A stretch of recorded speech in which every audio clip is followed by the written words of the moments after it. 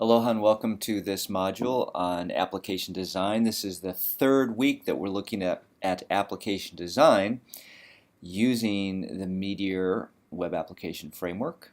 And this week is really a singular moment in the entire course. I'm super excited about it because this week the balance shifts from having you acquire facility with some kind of tool or technology by doing projects that I assign to you, where the creativity part is rather minimal, to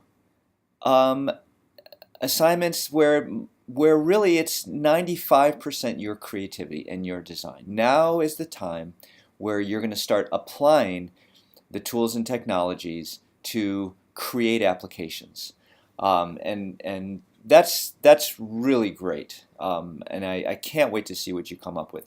So because coming up with interesting projects that satisfy all the constraints of our course is difficult, I start by giving you some ideas for projects, not how to do them, but just the very high level requirements. And you can look at those, and they're kind of cool projects if I do say so myself. I think all of them are quite useful. I think all of them, if you implemented them correctly, would be of use to the University of Hawaii at Manoa community. So they have real world value. And in fact, you could have a few different ones, and kind of see which one works the best. But if none of these look interesting to you, then you have the option of going ahead and trying to design your own final project idea. And I'm totally happy to have you do that. In fact, some people have already started discussing things they'd like to do, and some of those seem extremely viable. So just think of these as a jumping off point. If you want to do them, that's great. I think they're good projects, but don't let that stop you from coming up with your own. And for me personally, I'd rather see you guys come up with your own projects, because that's interesting to me.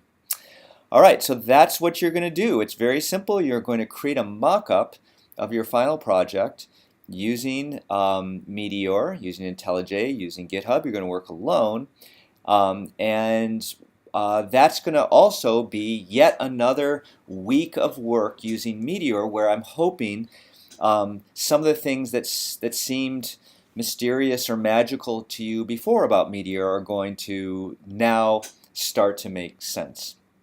And that's important, because following this week, you're going to be divided up into groups, and the pace of development will accelerate. So this is kind of the last time. Well, not the last time, but it's a good time for you to continue gaining insight into application design using Meteor.